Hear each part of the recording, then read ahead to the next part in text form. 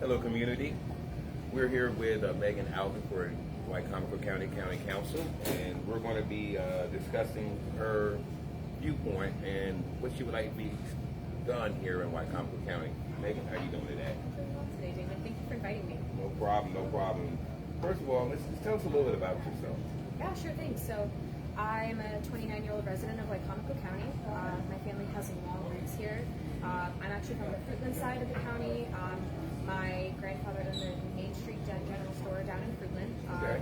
My great-grandfather was actually on the Fruitland City Council for 17 years. So, just all to say that a long, deep history here in Wycomico and a history of serving this community.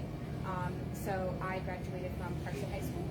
Then I went on to go to Salisbury University, where I graduated with a bachelor's degree in communications and a minor in political science.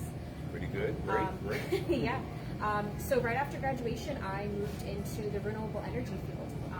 At the time, we had a really interesting opportunity where the state of Maryland had just passed ORECs for offshore wind, which allowed for 2 projects to be developed here right off the coast of the Eastern Shore. So you had Skipjack Wind Farm, which was developed by then Deepwater Wind, and U.S. Wind's project, Marwind, which was at Ocean City. So at the time, I was doing stakeholder relations work for that project.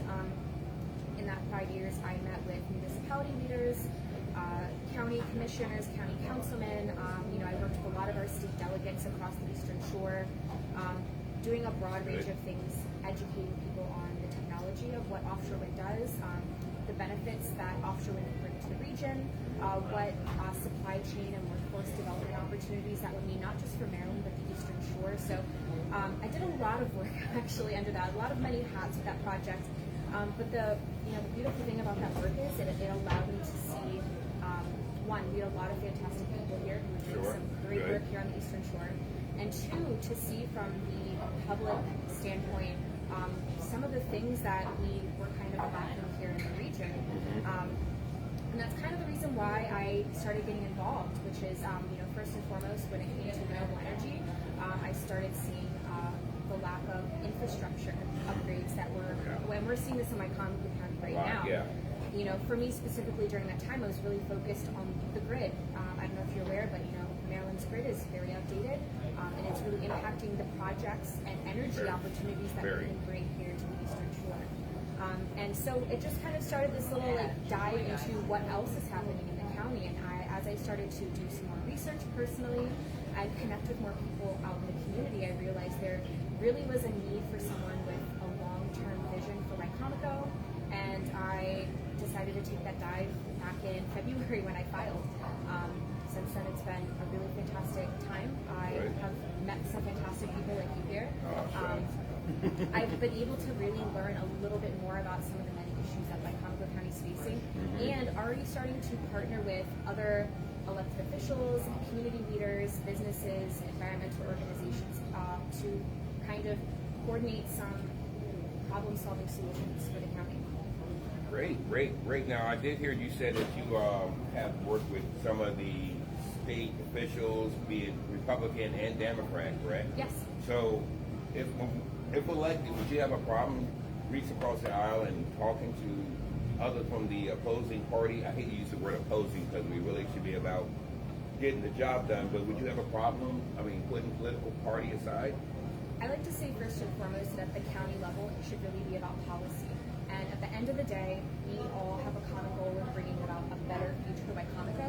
And so absolutely, I'll be reaching across the aisle. I will say during my time in offshore wind, I was running through connecting with our delegates.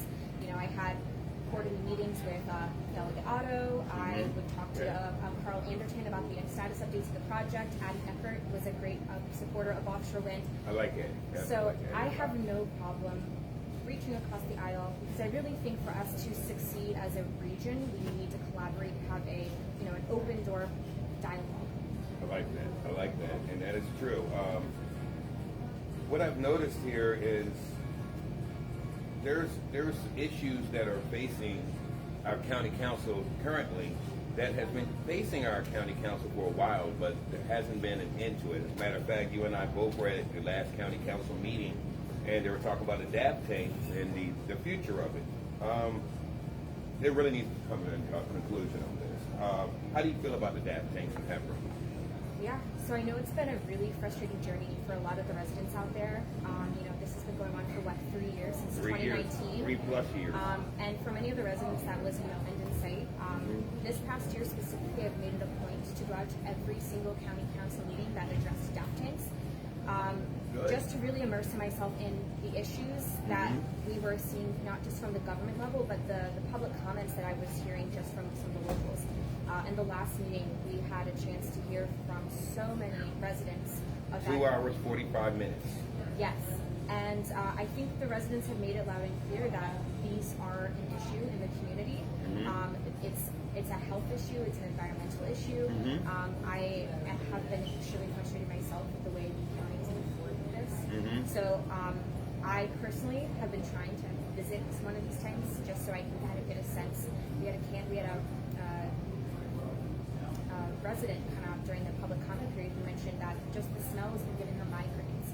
She's 5 miles away from these tanks. Imagine how the residents are feeling, the ones that are right up against the property. And so I would personally want to visit these tanks myself, get a really good idea of what they're experiencing. I personally agree with Building Lead that we need to kind of do an all-right-out ban on these tanks.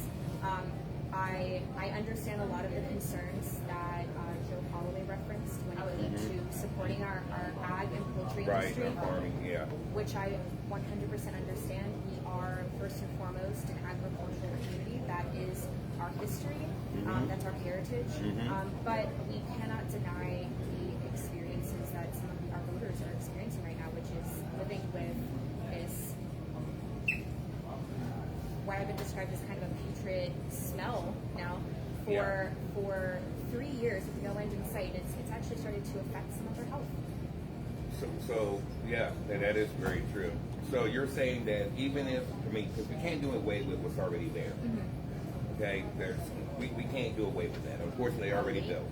So you are for or against the actual building of other DAP tanks? I do not want to see more DAP tanks built in my Compo County. I think there's a reason why bordering counties are starting to do an all-outright ban. Other states have done that as well. I'm perfectly understanding with grandfathering in the ones who have already received the permits or already built in the county. Maybe more regulations, you think? I definitely believe with regulations. I also think that we need more of a stakeholder discussion. The cons of a public comment period is we're not actually having a roundtable discussion to actually work through a proper solution with the public and the industry. And I think we need more of those conversations. Okay, good. That's a good answer. I like that. Again, that is one of our biggest concerns here right now is these DAP tanks, and whether or not they are truly beneficial, and I get it in a way they can be, but I think that there definitely need to be some kind of regulation. If you go out to the DAP tanks and tell them you're going to be there on Monday, it might be ag, but what about Wednesday when they're not expecting you to come? That's one of the biggest questions there with that.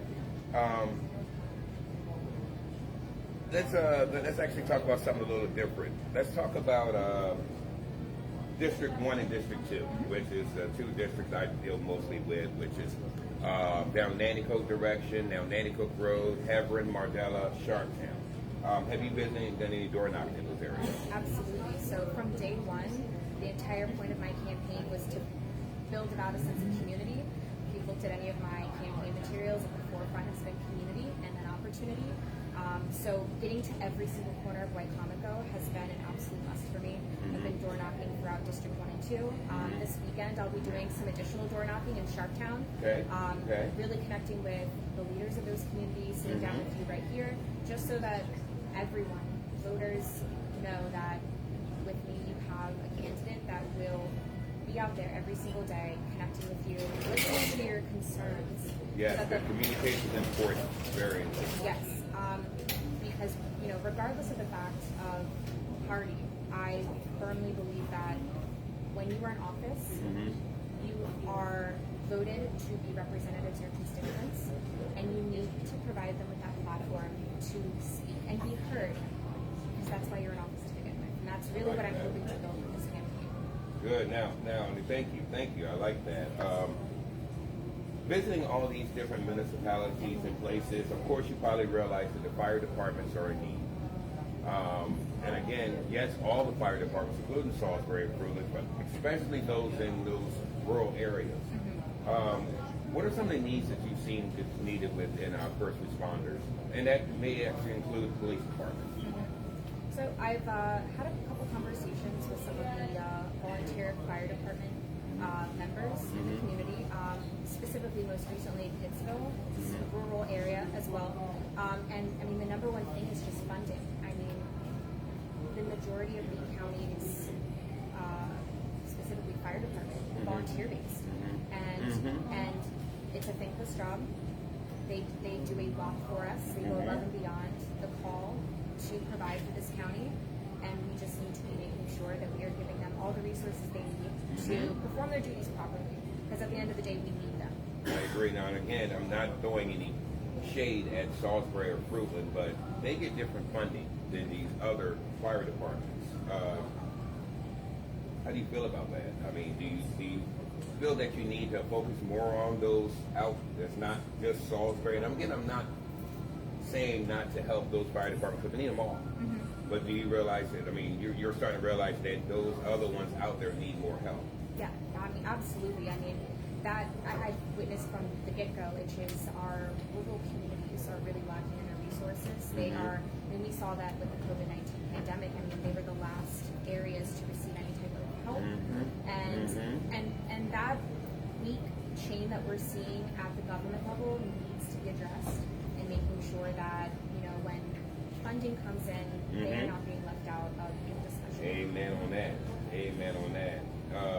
Have you visited down west side of the county? Been down that way? All right. What have you seen down there that could have been done better or can be improved? I mean, anything. I know something that's been brought up a couple times, and I agree. You know, kind of a lot of the nature trails and parks out that way need a lot of, I like to say TLC a little bit. It's unfortunate that right now at the county level, they just don't seem to have the capacity to provide those resources. They don't have the manpower. Yes, and we're seeing that across the board. I mean, workforce is lacking in most industries, and it's really impacted by Comico. And you know, a priority of mine is making sure by Comico can pull back on that, bring back that manpower that we need. I mean, I don't know the exact number now, but I believe we have at least 30 plus open positions in the Wicomico County government. I've heard more like 80. It's expanding every day. Yeah, unfortunately. And the fact of the matter is we are not providing our workers with adequate funding. Wow, to keep them. To keep them. And they're leaving for other opportunities that can just pay them a little better. And it's just unfortunate that has been the case. So, you know, I know that the county council just, you know, worked through that feasibility study. But I was a little disappointed that a lot of that wasn't made public, because I would really like to have taken a deep dive into what those numbers look like for all the positions and how we can make sure that down the board we can make sure that every worker is getting the, you know, the proper benefits that they need for that position. And again, you're going for county council at large, so that doesn't mean that you're like your focus is just on one set district for the whole thing. So I mean, it's a lot of getting out there. It is. Now, again, I guess I keep talking about down that way, but let's talk about something that's happening up here in the Salisbury area, but could potentially happen other places, and that's what I call renegade bikers. And when I say renegade bikers, I'm talking about those that doesn't have a license on their dirt bikes. They don't wear helmets, and they're popping wheelies in traffic. How do you feel about that? I mean, it's a public safety concern. And not only am I concerned for the drivers and pedestrians that are on those roadways, I'm concerned for the bikers themselves. This is something that I see even in my district. So I'm from the Newtown region of Salisbury. Okay. And which I think is District 4, right? Yes. Okay. So those bikers make their way down 50, and I've seen them circling around right on the highway, and it's a hazard and it's a big concern. I know that the community has tried to build up conversation on what to do. I think that we need to come together, county, community, really have a really deep dialogue about what we can do, what are the issues, because I just don't think enough has been done. And at the end of the day, my main concern is someone is going to get hurt. That's unfortunate too, because yes, it's not just these bikers. Again, the reason why our law enforcement just can't give chase is because it makes it even more of a hazard out there. I mean, they could crash and kill themselves or hit someone else and hurt someone else. So we've got to definitely try to work to get something done. One of the things I know that the public wants to make sure is that we're working proactively on doing that. Do you see that as something that you want to try to push for as well? Yes, I mean, most of my campaign is very proactive. I don't want to wait for issues to come up in the county. I want to address them head on because at the end of the day, we know that these issues are going to happen. You can see that across the board and with any type of portion of my platform. Being proactive is the key for us to, build a brighter future for Wycomico. Good. Yeah, exactly. Yeah, I mean, you definitely have to be on the reactive side in a lot of these issues, most of these issues. Since we are talking about law enforcement, how do you feel about the accountability board for local law enforcement?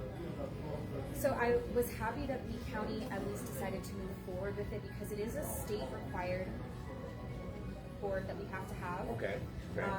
There was concern that was brought up at the county, and I tend to agree that if we did not instill this board ourselves, that the state would take over for us, and I would want that control at the county level. I know that this is common across the entire county, that there's clearly a lack of trust and transparency right now between the community and our law enforcement, and it's a shame. I come from a law enforcement family. My grandfather was with Natural Resource Police for 20 plus years. Thanks for his service. And on my father's side, I have several servicemen on his side of the family. So I want to make sure that both the community feels heard, and I want the law enforcement officers to know that we have their back at the same time. And I see this as a step towards bridging that gap and making sure that there is some level of trust and transparency, and we get to a point where we have that sense of community that we once had with our law enforcement officers. And I like the fact you said bridging the gap. Thank you. Appreciate that. Unplanned. All right. Now, we were talking about since you brought up the word transparency. How about classroom transparency? I mean, again, I know this is Board of Education, but I think the majority of their funding comes through the county council. So, I mean, and I know there has been bills put on the table and been sent up there to Annapolis, and unfortunately our leaders on that level, I have one in mind, but I'm not going to try to shade anybody, but our leaders on that level have not been pushing for classroom transparency. How do you feel about that? I definitely understand some of the frustrations. So I'm not myself a parent, but I've been listening closely to friends of mine who are parents of students in the Wycomico County education system, teachers across the board, and I've also tried to really build a good standing relationship with the Board of Education candidates that we see running, so that way come November, once everyone's been elected into office, we can kind of hit the ground running with some really great dialogues. I want to support them to their fullest to make sure that we're getting the resources, not just to teachers and students, but parents, so that they are more involved in the classroom. I really, that kind of ties back into my platform about community and making sure that parents feel comfortable in the classroom, that they are having an open dialogue with the teachers. At the end of the day, I really think this boils down to making sure that there's just an open door policy for discussion and making sure both parties feel comfortable. Yeah, and I do agree with that. I mean, as it stands right now, there are a lot of parents are frustrated because there's closed door sessions happening with the Board of Education, and actually now they got, and this is something that the county council can have some kind of influence. I don't know if you, I think that's more of the elected board members, but you have to pre-register just to get comments into the board. How do you feel about that? That's very frustrating. Those public comment periods are meant, that's our freedom of speech right there. We, parents, teachers, students should be allowed to come into these meetings and voice their concerns. This was something that we heard across the party lines. Nicole Ackley referenced this as being a big concern for her. We heard David Cox reference that this is a big concern for him. at the fact that they were limiting the opportunity for conversation with the candidates is concerning, because at the end of the day, and I know that it's a little different when it comes to the superintendent, but when it comes to the board of education, the council itself, they're elected to office, and it is our job as elected officials and candidates to provide our constituents the platform to be heard. And yes, it is. And here's the thing. I mean, since we did talk about the superintendent, it was not his decision to do this. This was actually the elected officials' decision to pre-register. Just want to make sure that it doesn't look like Dr. Stouffer was the one coming in with this mandate or something.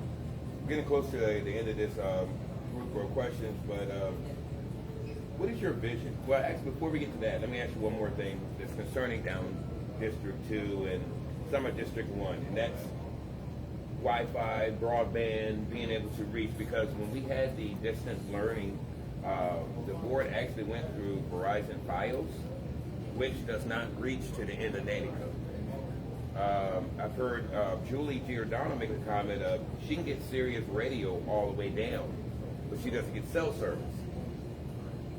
How do you feel about, I mean, again, I'm going to also say this, Talkie Communications, yes, we did invest in it. The acting county executive did invest in it, which they're doing a lot of work in Willards, and I'm not sure why down that way versus down District 2. How do you feel about broadband, and what should we do? Should we look for another company? How do you feel about that? I mean, this has been a big discussion since COVID, the peak of that. I mean, and honestly prior before, so back to this discussion about infrastructure. When I was with in renewable energy, the infrastructure just ties in. So we have had outdated infrastructure for years. It's been acknowledged by our elected officials, but nothing's been done about it. So, and when it comes to being proactive again, we need people at the council level, executive and county council, who are willing to be proactive to make sure that our people are going to have what they need before the crisis hits. I love it. I love it. Let's talk more work. I like that. I like that. Last but not least, what is your overall vision for Wycomico County? So at the forefront of my campaign, we mentioned this earlier, is community and opportunity. I really see the county council being the bridge between the municipalities and the county. You know, we talk about how some portions of the county feel left out. These municipalities are working in silos, and we need the county council to be proactive in pulling them together and working for a vision that's going to propel us forward. Because when we have a proactive, long-term vision council, and it's working together with the municipality, we're going to be unstoppable as a region. And that's really what I want. I want to see more workforce development opportunities here in the county. I think that we have not been proactive again in identifying new industry opportunities. Instead of waiting for them to find us, we need to be out there seeking those opportunities. We need to be expanding our CTE programs to help with that workforce development. And also at the end, you know, every candidate says this, but you know, investing in our education, because our school system is the foundation of our community. They're the future. Yes, if we are not investing in our school system, we're not investing in our foundation, and we're setting ourselves up for failure. We need these students to be ready at graduation to either, if they want to go to college, be prepared, have career prep programs for students who want to go to their trades immediately, and just so that when they get out and graduate, they can be successful citizens in the community, providing. I like that. I like that. Now, I know I said that was the last one, but you just said something about preparing the young people. And this kind of ties in with the fire departments and their lack of having young people in it.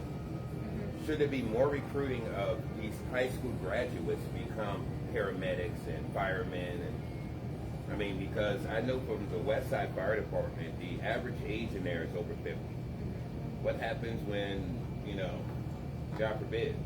So how do you feel about our recruitment for the fire department? This is interesting because I was just talking about this, I think, like a week ago with someone from the Pittsville Volunteer Fire Department.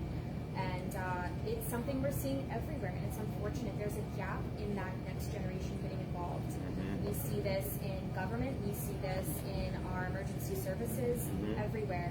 And it's been a struggle to get them involved civically and business oriented.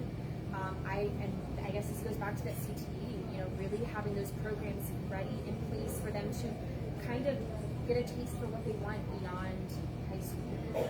And you know, I agree.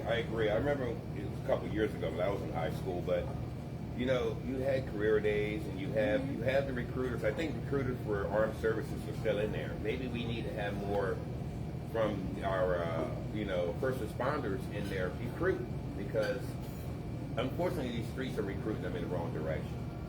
And if we don't try to capture their attention while we have their attention, then we're going to lose. Yeah. And again, we're talking about being proactive, and I just think that would be a great idea as far as try to recruit. Yeah. All right. You have anything else you would like to add before we close out? No, I appreciate this time, David. The work that you were doing is fantastic. I said community is at the foundation of everything that I do, and you're really trying to bridge that gap between You're bridging the gap again. Local politics and the community, and we need more people who are taking that time, investing their own resources, and making sure that the public's aware of why local elections matter. Absolutely. I do believe, and I thank you for that, I do believe that we do need our elected officials, but we also need those that are not elected to work hand in hand. One thing I do want to encourage is, if elected, that you may go out to these different areas, even after elected, hold some town halls. Yes. Because there's a Bible scripture that I believe very strongly is, my people perish for a lack of knowledge. So if we don't let people know what's going on and keep them informed and communicate, then we become more reactive than proactive. Yep. All right? Well, but thank you again. All right? And we will be talking again soon. Just keep doing what you're doing. All right? And we'll be talking soon. Sounds great. All right. Thank you all for joining us. Have a great one.